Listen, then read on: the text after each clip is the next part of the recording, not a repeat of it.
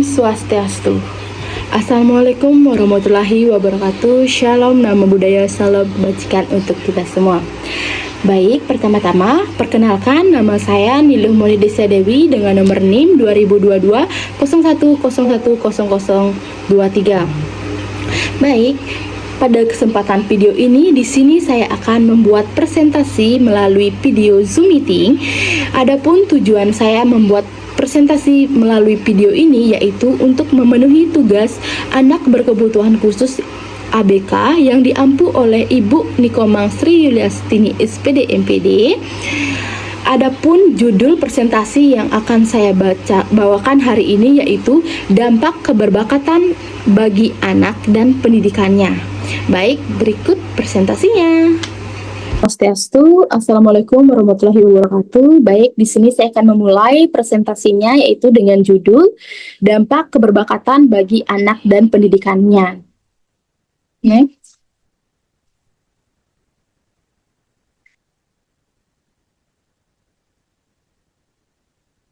Baik, di sini saya akan membacakan sedikit tentang latar belakang. Baik, tidak semua anak dilahirkan dengan kondisi yang sama. Kemampuan dan karakteristik anak yang satu dengan lainnya tentu saja berbeda, bahkan anak kembar sekalipun.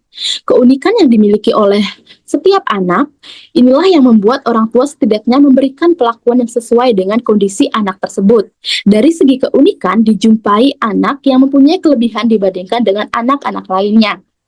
Anak yang mempunyai kelebihan atau kemampuan di atas rata-rata dikenal dengan anak berbakat atau gifted children menurut Rizky Amanda 2023. Nah, seorang anak dikatakan berbakat atau luar biasa karena ia berbeda dengan anak-anak lainnya. Perbedaan terletak pada ciri-ciri yang khas yang ditunjukkan pada keunggulan dirinya. Namun, keunggulan tersebut selain menjadi sebuah kekuatan dalam dirinya sekaligus menjadi kelemahan. Yang dimaksud sebagai kelemahan ini di sini adalah diabaikan sebagai potensi anak individu yang memiliki hak yang sama, pendapatan pendidikan sesuai dengan kebutuhan dirinya. Munculnya bakat yang ada pada anak-anak disebut dengan anak berbakat. Secara universal, anak yang satu berbeda dengan anak yang lainnya dalam inteligensi, bakat, kepribadian, dan lainnya. Anak berbakat memiliki ciri-ciri yang cenderung berbeda dari anak normal pada umumnya, seperti memiliki perbedaan pada intelektual, kognitif, persepsi, emosi, aktivitas, motivasi, dan relasi sosial. Di Indonesia, anak berbakat diperlakukan sama dengan anak normal pada umumnya. Hal ini akan membuat anak-anak tidak bisa mengembangkan bakat yang ada pada dirinya. Karena diperlakukan sama dengan anak normal yang lainnya, tidak ada bimbingan dari segi pendidikan ataupun lingkungan dalam pengembangan bakatnya. Terlihat dari sisi layanan pendidikan yang ada ketidaksesuaian yang ditujukan pada anak. Baik, dari latar belakang yang saya sebutkan tadi, muncullah beberapa rumusan masalah yang akan saya bahas pada video kali ini. Yaitu yang pertama tentang definisi dari anak berbakat, faktor-faktor penyebab anak berbakat, yang ketiga ada ciri-ciri anak berbakat, yang keempat ada karakteristik dari anak berbakat, yang kelima ada faktor yang mempengaruhi anak berbakat, yang keenam ada klarifikasi anak berbakat, yang ketujuh ada dampak keberbakatan bagi anak dan pendidikannya, dan yang kedelapan ada kebutuhan pendidikan bagi anak berbakat, dan yang kesembilan ada pendidikan berbakat, dan yang terakhir ada jenis layanan pendidikan berbakat. Selanjutnya, nah yang pertama yaitu pengertian atau definisi anak berbakat. Apa sih anak berbakat itu? Nah, anak berbakat adalah anak yang memiliki kemampuan luar biasa di berbagai bidang, baik itu intelektual, kreativitas, seni, kepemimpinan, atau bidang akademik tertentu. Next. Baik.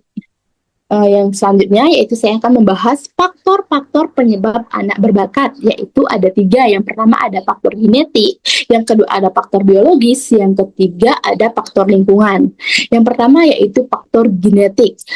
Para ahli sebagian menyatakan bahwa inteligensi dan kemampuan berkualitas dirugikan adalah dari kurang dapat diterima di masyarakat yang memandang bahwa semua orang dilahirkan sama. Nah, penelitian dalam genetika perilaku menyatakan bahwa setiap jenis dalam perkembangan perilaku dipengaruhi secara signifikan melalui gen atau keturunan. Nah, faktor yang kedua yaitu faktor biologis. Faktor biologis juga tidak dapat dipungkiri karena faktor biologis yang tidak bersifat genetik dan sangat berpengaruh pada inteligensi adalah faktor gizi dan kekurangan neurik.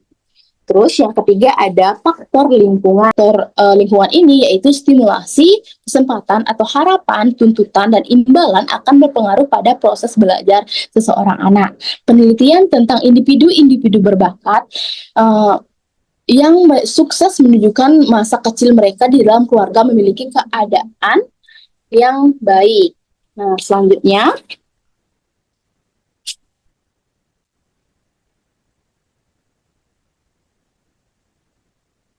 yang selanjutnya di sini saya akan membahas tentang ciri-ciri anak berbakat.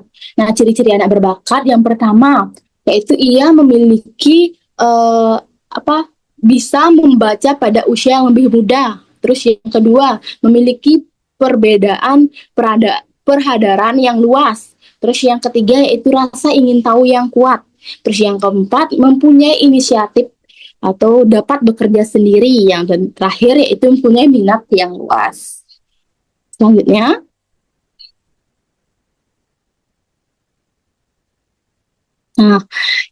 yang ini yaitu karakteristik anak berbakat. Karakteristik anak berbakat itu ada 3, karakteristik kognitif, karakteristik afektif, dan karakteristik sosial. Yang pertama yaitu ada karakteristik sosial, yaitu di mana membutuhkan informasi yang lebih banyak. Yang pertama yaitu karakteristik kognitif. Karakteristik kognitifnya yaitu antara lain yang pertama, membutuhkan informasi yang lebih banyak. Yang kedua, memiliki daya ingat yang istimewa. Yang ketiga, yaitu minat dan rasa ingin tahu yang kuat. Yang keempat, yaitu tingkat perkembangan yang tinggi. Terus yang kedua, ada karakteristik afektif. Karakteristik afektif yaitu yang pertama, kepekaan khusus terhadap perasaan orang lain. Yaitu yang kedua, memiliki rasa humor yang tinggi atau tajam. Yang ketiga, ada kesadaran tinggi disertai dengan perasaan yang berbeda. Terus yang terakhir ada karakteristik sosial. Karakteristik sosial ini yaitu yang pertama memiliki rasa termotivasi oleh kebutuhan untuk aktualisasi diri. Yang kedua yang memiliki kapasitas selanjutan kognitif dan afektif dalam mengkonseptualisasikan. Dan yang terakhir yaitu memecahkan masalah dalam masyarakat. Terus selanjutnya, next, yaitu faktor yang mempengaruhi anak berbakat yaitu ada 2, hereditas dan lingkungan. Yang pertama yaitu hereditas.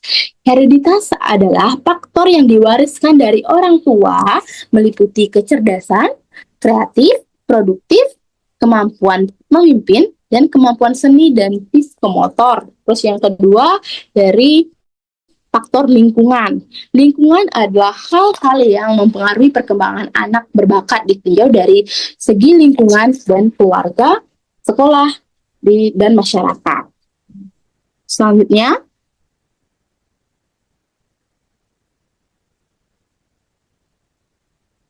baik, di sini saya menjelaskan tentang klasifikasi anak berbakat. Yaitu ada 3. Yang pertama genius, yang kedua ada gifted, yang ketiga ada superior. Yang pertama yaitu genius.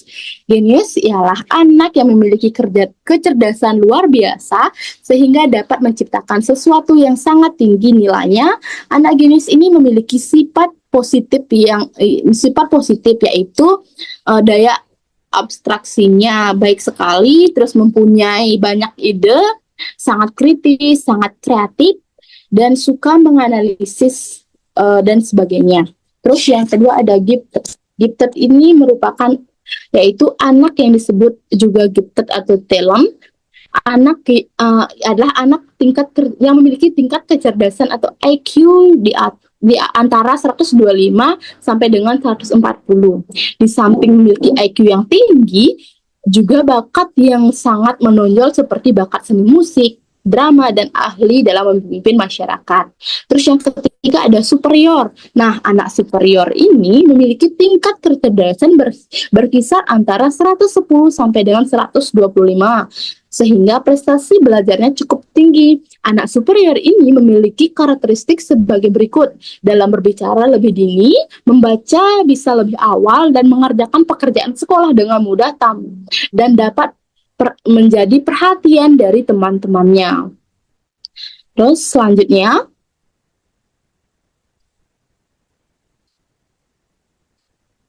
nah, yaitu tentang masalah dan dampak keberbakatan bagi anak. Masalah dan dampak keberbakatan bagi anak yaitu ada 4. Pertama, masalah dan dampak bagi individu. Anak berbakat memiliki kemungkinan masalah-masalah individu yang dirumuskan dalam kecenderungan yaitu kecepatan perkembangan kognitif yang tidak sesuai dengan kekuatan fisik. Yang kedua yaitu perkembangan kognitif anak berbakat lebih cepat dari teman sebaya, akan menimbulkan kebosanan terhadap pelajaran reguler. Yang kedua yaitu masalah dan dampak bagi keluarga. Nah, keberbakatan akan membawa dampak iklim dan perlakuan keluarga. Orang tua yang tidak memahami dan menyadari akan potensi yang dimiliki anaknya bisa jadi tidak peduli dan merespon perilaku anak seperti itu. Terus yang ketiga yaitu masalah dan dampak bagi masyarakat. Nah, masalah dan dampak keberbakatan bagi masyarakat terlebih pada isu sosial maupun politis. Bagaimana perlakuan terhadap anak berbakat diberikan, terutama pelayanan pendidikan yang diperolehnya. Terus yang terakhir yaitu masalah dan dampak bagi penyelenggara pendidikannya. Perbedaan program pendidikan bagi anak berbakat bukan sekedar berbeda, tetapi secara kualitatif memang menghendaki perbedaan walaupun tidak berarti harus terpisah dari anak-anak biasanya. Nah, terus next. Nah, kebutuhan pendidikan anak berbakat yaitu ada dua. Kebutuhan pendidikan dari sejak anak berbakat itu sendiri dan kebutuhan pendidikan yang berkaitan dengan kepentingan masyarakat. Selanjutnya, next. Nah, pendidikan anak berbakat. Suatu bakat perlu dikembangkan. Pengembangan tersebut dapat diimplementasikan dengan memfasilitasi bakat-bakat melalui program pendidikan. Pendidikan berperan penting dalam pengembangan anak, sehingga sangat membantu apabila pengembangan bakat utamanya diimplementasikan melalui pendidikan. Metode pendidikan bagi anak berbakat berbeda dengan anak biasa, terlepas dari kemampuan yang berada di atas rata-rata. Nah, pendidikan anak berbakat yaitu ada diimplementasikan menjadi 3. Yang pertama model akselerasi, yang kedua model pengayaan, dan yang terakhir yaitu kurikulum berdiferensiasi. Selanjutnya,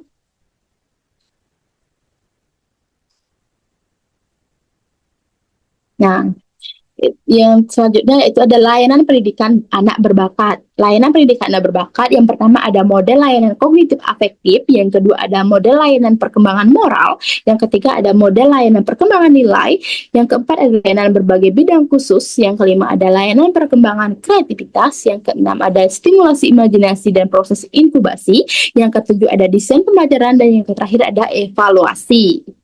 Next.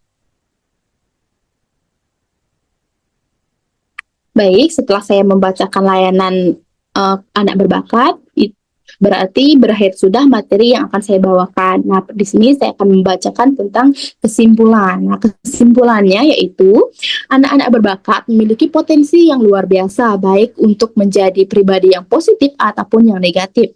Hal ini ditentukan oleh penanganan yang mereka dapatkan pada masa tumbuh kembang, baik dalam keluarga, sekolah, maupun masyarakat di mana dia tinggal. Mereka membutuhkan perhatian dengan khusus dengan pengembangan potensi yang mereka miliki. Istilah anak berbakat sering disamakan dengan gifted atau talent, atau bahkan jenius, karena anak-anak ini menunjukkan prestasi yang berada di atas rata-rata. Meskipun memiliki prestasi meskipun memiliki potensi, bakat tersebut harus terus diasah dan dikembangkan agar dapat mencapai hasil yang maksimal. Nah, di sini saya akan membawakan sebuah kasus anak berbakat. Yaitu next. Kasus anak berbakat, di sini saya akan membacakan sedikit latar belakangnya. Yaitu yang pertama, Andi adalah seorang anak laki-laki berusia 12 tahun yang tinggal di sebuah kota besar. Sejak kecil, Andi menunjukkan ketertarikan yang tinggi pada berbagai hal, terutama sains dan teknologi. Hasil tes IQ-nya menunjukkan bahwa ia memiliki kecerdasan yang jauh di atas rata-rata. Namun di sekolah, prestasi akademik Andi sering kali tidak sesuai dengan potensinya. Andi sering terlihat bosan di kelas, sulit berkonsentrasi, dan seringkali tidak mengerjakan tugasnya.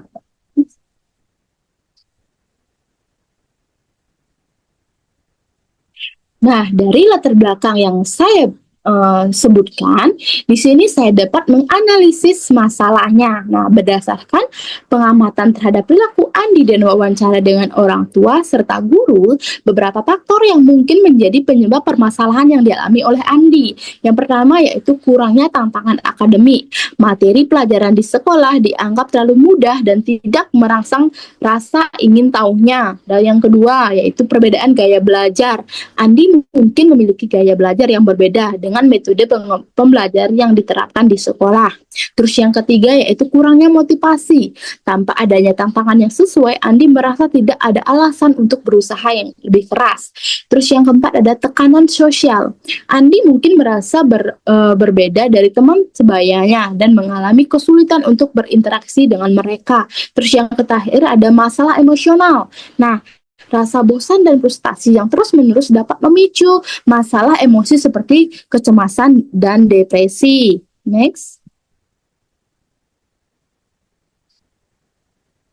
Nah, di sini saya mendapatkan temuan lebih lanjut yaitu setelah dilakukan wawancara mendalam dengan Andi, terungkap bahwa ia memiliki minat yang sangat besar pada program komputer. Andi sering menghabiskan waktu luangnya untuk belajar memprogram secara mandiri melalui internet. Namun, ia merasa kesulitan untuk mendukung minat tersebut dengan kegiatan belajar di sekolah. Next. Nah, saya memberikan rekomendasi untuk permasalahan Andi. Yang pertama, kita dapat menyesuaikan kurikulum. Terus yang kedua, kita melakukan bimbingan dan konseling. Yang ketiga, kita melakukan pengembangan minat dan bakatnya Andi. Terus yang keempat, kita melakukan kolaborasi dengan orang tua Andi. Terus yang terakhir, kita melakukan pembentukan kelompok. Terus next. Nah, kesimpulan dari kasus Andi yaitu kasus Andi menunjukkan bahwa anak berbakat seringkali menghadapi tantangan yang unik dalam sistem pendidikan konvensional. Untuk membantu anak-anak seperti Andi mencapai potensi penuh, mereka diperlukan pendekatan yang lebih individual dan fleksibel. Sekolah, orang tua, dan konselor perlu bekerja sama untuk menciptakan lingkungan belajar yang mendukung dan merangsang minat serta kreativitas anak berbakat. Nah, baik, sekian presentasi dari saya tentang dampak keberbakatan bagi anak dan pendidikannya. Mohon maaf jika ada kesalahan kata yang disengaja maupun tidak sengaja. Akhir kata saya tutup dengan Parama Santi. Om Santi Santi Santi Om.